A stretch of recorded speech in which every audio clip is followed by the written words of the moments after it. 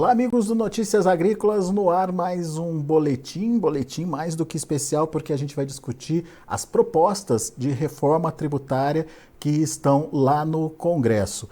E principalmente que impactos essas mudanças podem trazer para o agronegócio. Quem está comigo hoje é o meu amigo Renato Conchon, coordenador do Núcleo Econômico lá da CNA.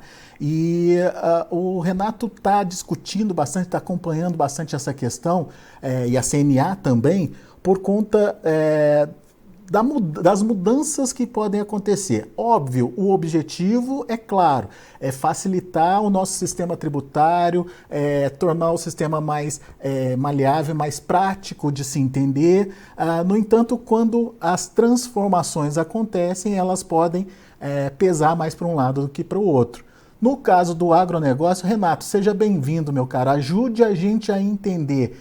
Tem impacto negativo? Pode acontecer alguma mudança, alguma sobretaxa, alguma taxação maior aí em cima do agronegócio brasileiro, diante das propostas que estão no Congresso? Depois a gente vai entender direitinho que propostas são essas e como é que elas estão sendo discutidas por lá. Seja bem-vindo, meu amigo.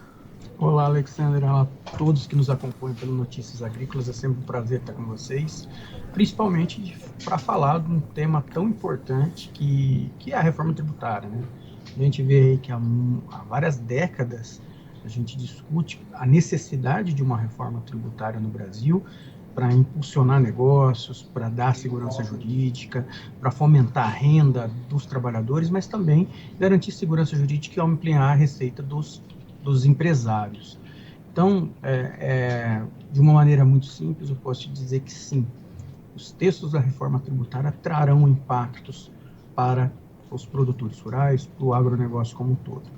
E tem impacto de todo jeito. Uma reforma tão estrutural como essa tem impacto positivo, que é na linha da simplificação e do aumento da segurança jurídica, mas também tem algumas preocupações, tem impactos negativos se as reformas forem aprovadas tal como elas estão hoje no Congresso Nacional.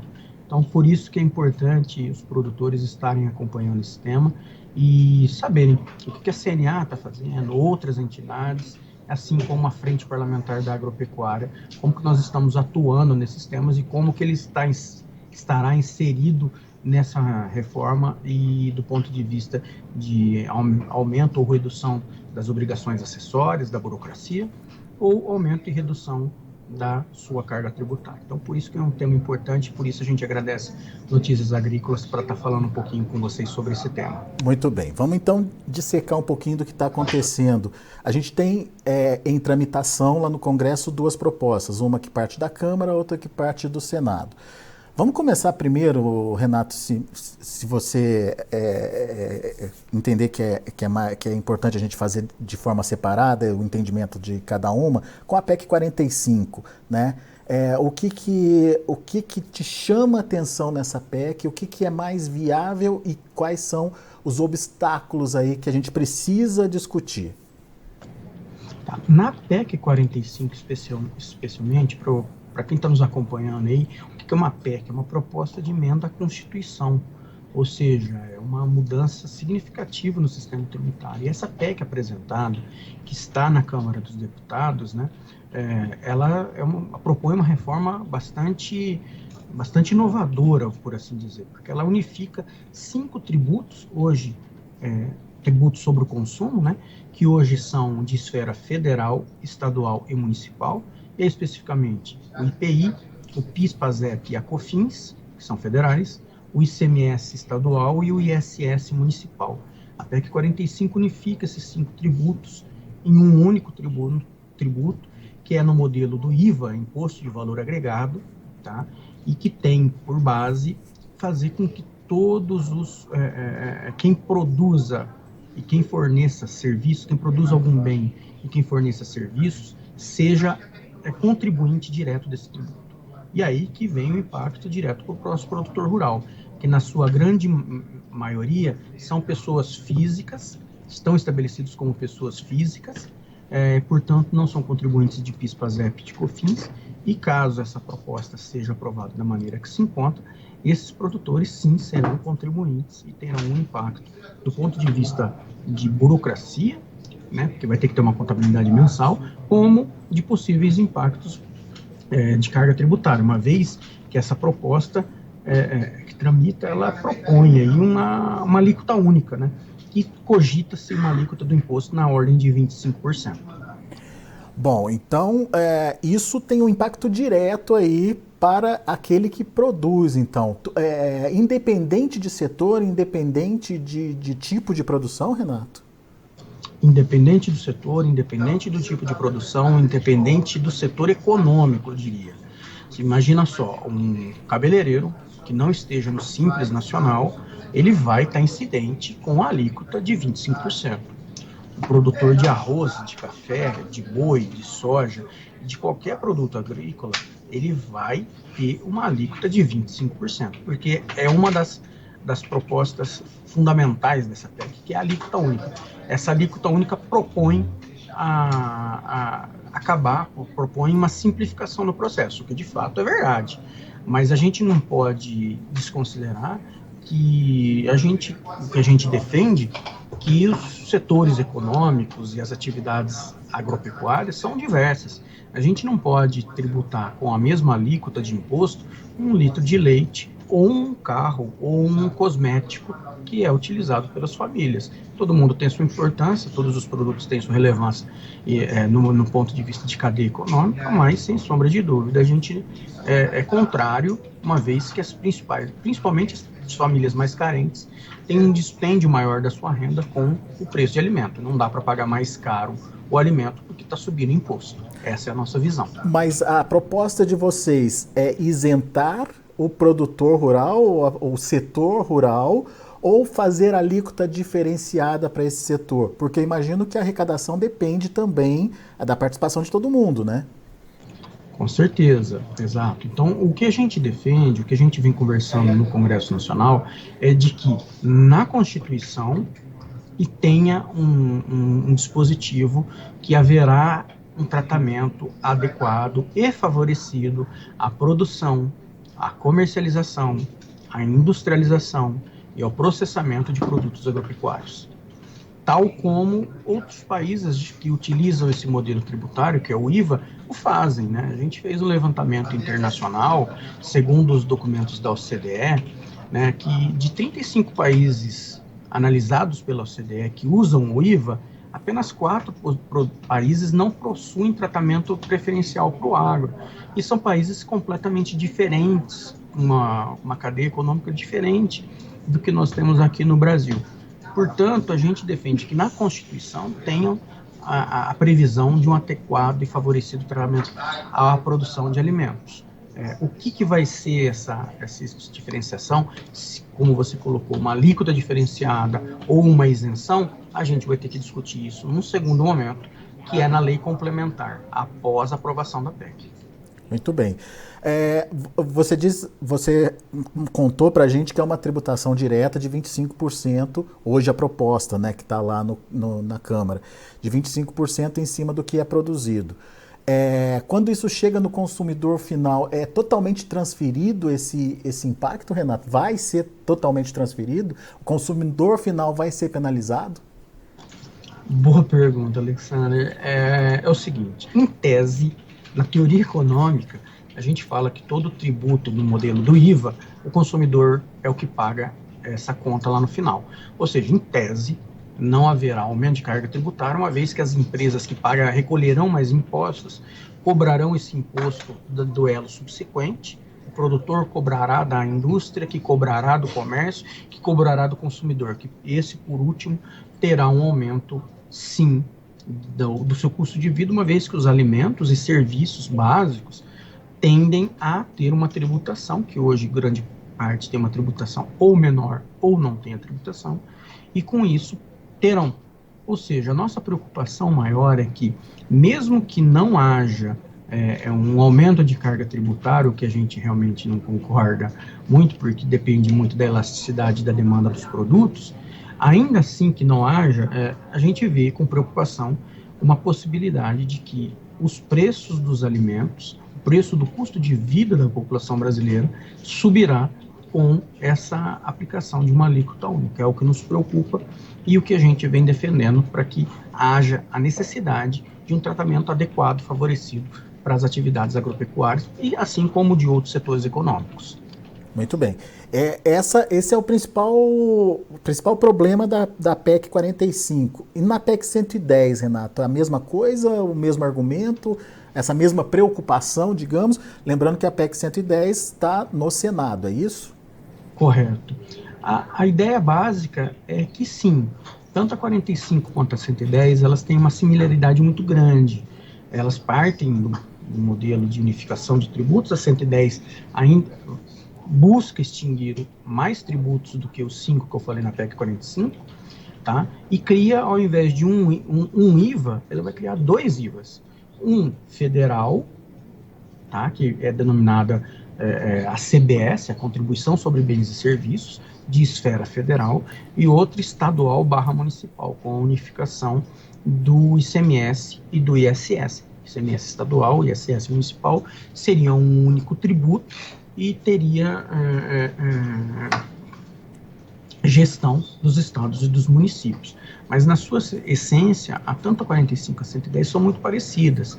E a gente vê que tanto uma quanto a outra faz com que, possibilita, obriga, na verdade, que os produtores rurais se tornem contribuintes diretos desses tributos. Então, a grande maioria das preocupações que nós apontamos na PEC 45, nós temos quanto a 110. Embora a PEC 110 tenha algumas flexibilizações, é importante que se diga isso. Vamos entender melhor, então, que flexibilizações são essas e que conta é essa, Renato, que vai chegar para o produtor? Tá. Então, vamos lá. Na PEC 110, na PEC 45, ela fala o seguinte, que haverá um tratamento favorecido, poderá haver um tratamento favorecido para as atividades agropecuárias, dentre outras, durante o período de transição. Que período de transição é esse? Enquanto a gente conviver com o modelo tributário atual e um novo tributo ainda não tiver sido implementado na sua totalidade, que está previsto ao final de 10 anos. Na PEC 110, ele prevê que na lei complementar possibilite ao tratamento diferenciado para algumas atividades econômicas, mas não diz qual é. Então, na lei complementar que nós nos preocupamos. Então, a especificidade de entre um e outro, as básicas são essas.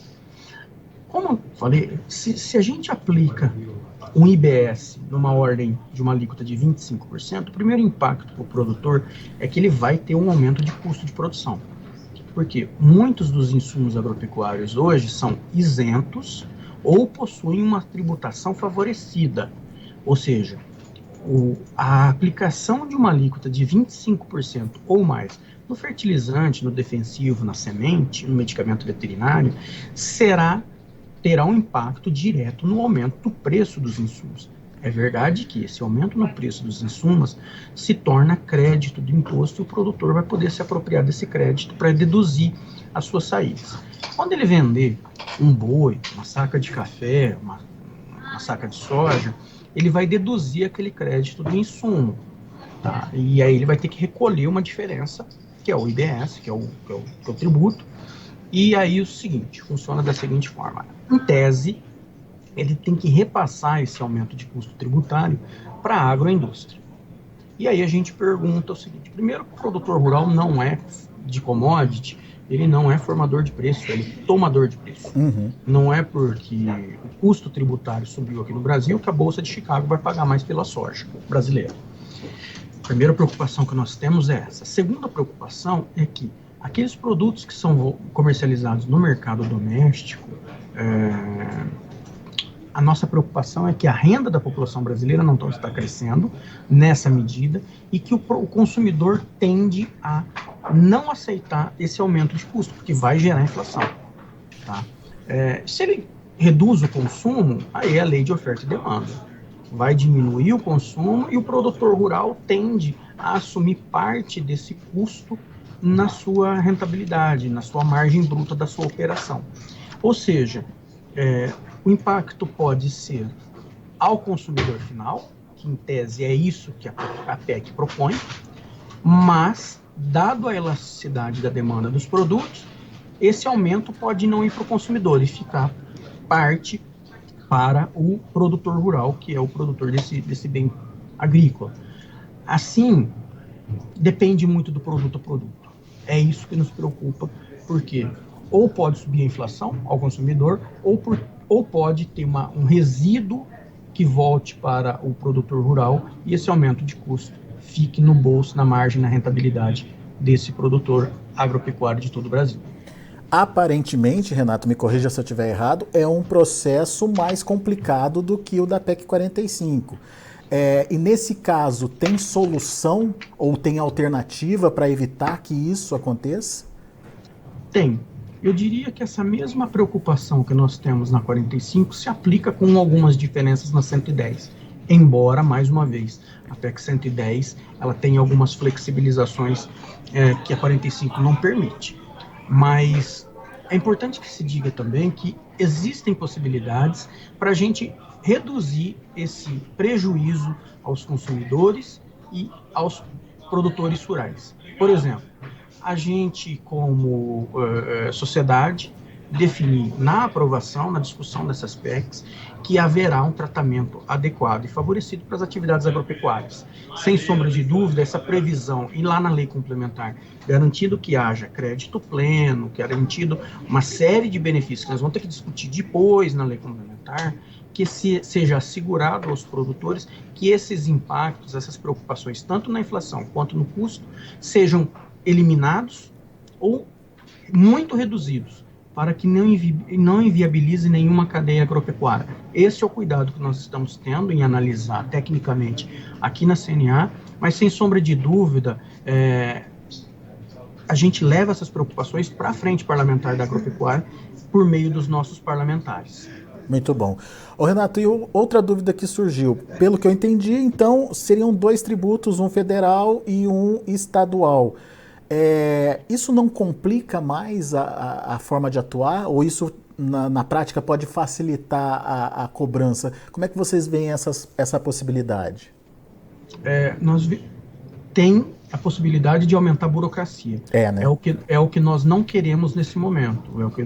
Porque não faz sentido cobrar do produtor rural de ciclo curto uma contabilidade mensal. Você imagina só um produtor de soja, que ele planta hoje, colhe daqui a 4 meses, e depois ele comercializa isso em um período aí de 6 meses, 1 ano.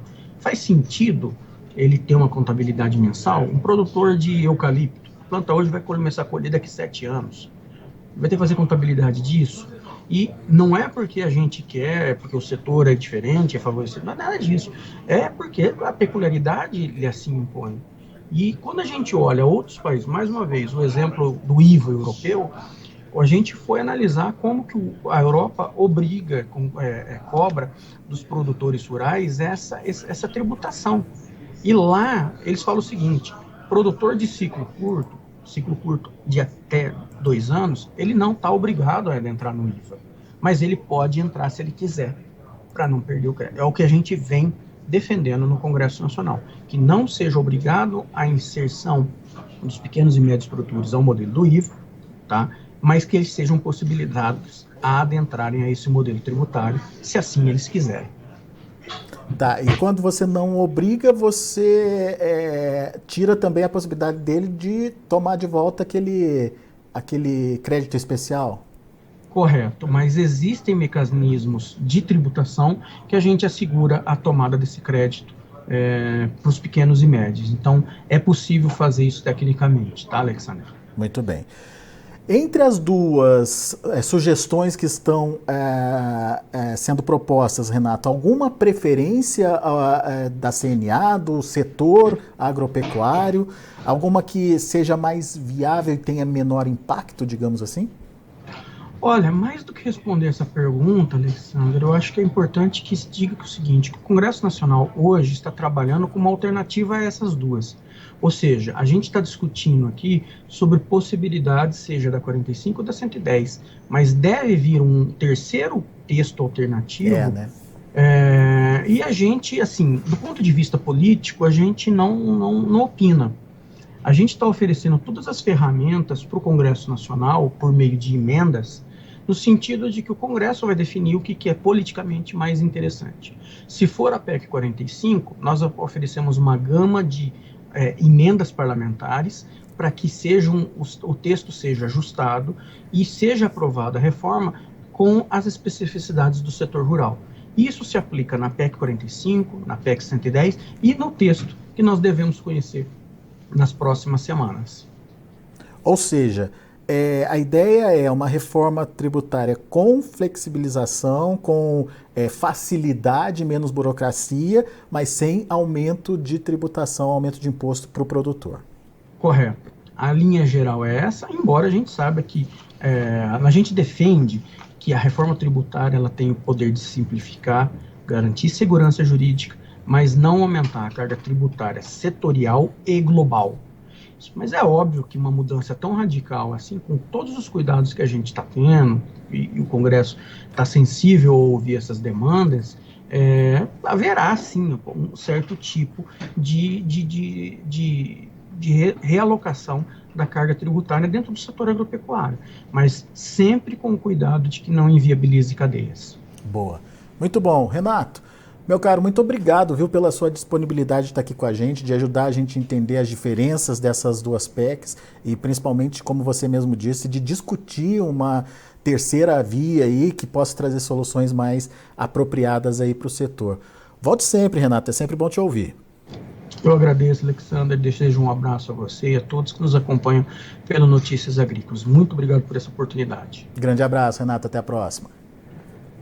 Tá aí, Renato Concho, coordenador do Núcleo Econômico da CNA, explicando direitinho para a gente o que vem a ser essa reforma tributária que está sendo discutida, que voltou à discussão no Congresso, como o Renato disse, faz tempo que o Brasil precisa dessa reforma, nossa tributação hoje é muito complicada, enfim, é uma tributação que acaba prejudicando aí muitos elos produtivos do país.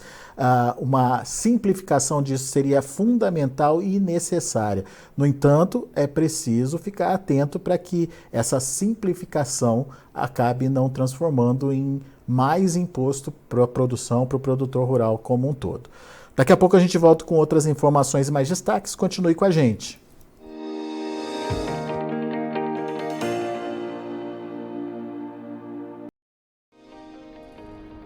Se inscreva em nossas mídias sociais, no Facebook Notícias Agrícolas, no Instagram @Notícias Agrícolas e no nosso Twitter @Notiagre. E para não perder nenhum vídeo, não se esqueça de nos acompanhar no YouTube e na Twitch, Notícias Agrícolas Oficial.